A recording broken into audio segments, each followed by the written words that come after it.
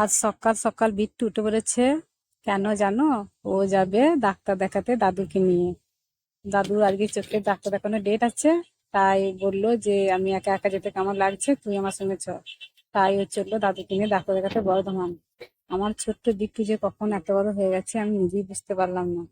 একটু একটু করে দায়িত্ব পালন করতে শিখেছে, করছে, এটা দেখি আমার খুব ভালো লাগছে। আর নাতি আর ঠাকুমায়ের কালার গুলো দেখো, একদম মিলে গেছে রঙে রং।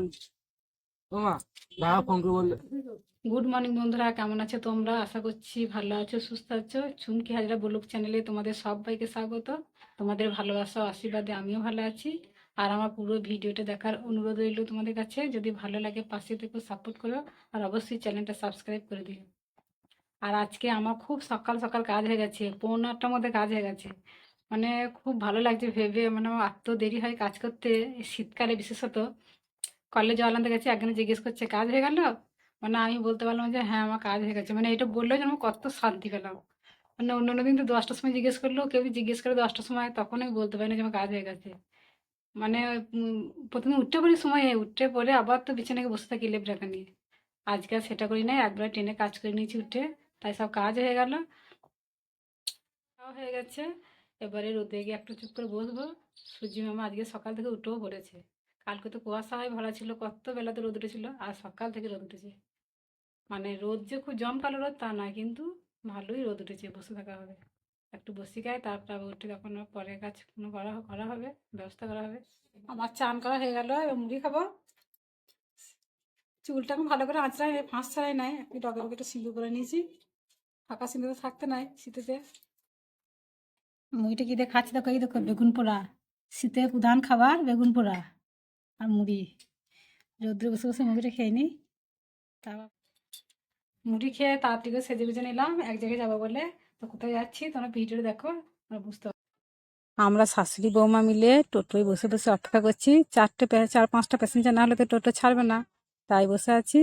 আর চারিদিকটা অপেক্ষা করছি, দেখি কখন আসে। এই যে প্যাসেঞ্জার চলে এসেছে, আর টোটো হলো দাঁড়িয়ে আছে, এখন গাড়ি ছাড়বে। যখন আমরা চন্দ্রপুর ঢুকবো তখন সূর্যি মামা পশ্চিমে ঢলে পড়েছে আগুনের গোলার মতো।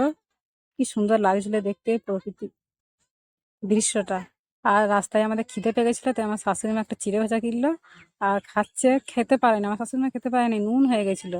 আমাকে দিচ্ছিল, আমি খাচ্ছিলাম, আমাদের সামনে যারা বসেছিল তাদেরকে দিচ্ছিল, নাও না করে।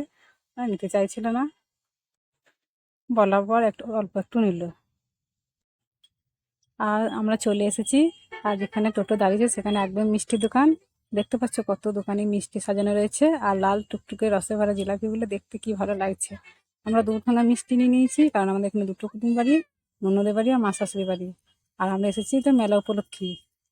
আমার শাশুড়ি মা মিষ্টি কিনছে, আর আমি পাশে দাঁড়িয়ে আছি, চারিদিকটা দেখছি।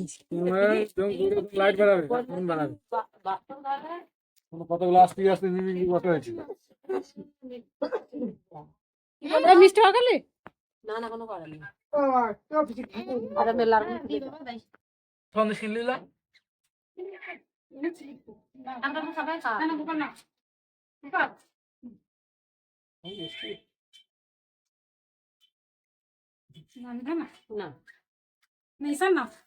কালো মিষ্টি তো দিছে দেবো দাদা, না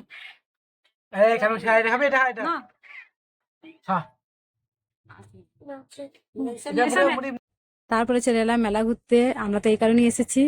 আর অনেক দোকান বসেছিল, দেখতে খুব ভালো লাগছিল। তোমাদের সঙ্গে সবকিছু শেয়ার করতে পারলাম না, আর কোনো কিছু কেনাকাটা করে নাই, শুধুমাত্র রোল খেয়েছিলাম। তো আজকের মতো ভিডিওটা এই পর্যন্তই। দেখা হচ্ছে আগামী পর্বে। সবাই সুস্থ থাকো, ভালো থাকো।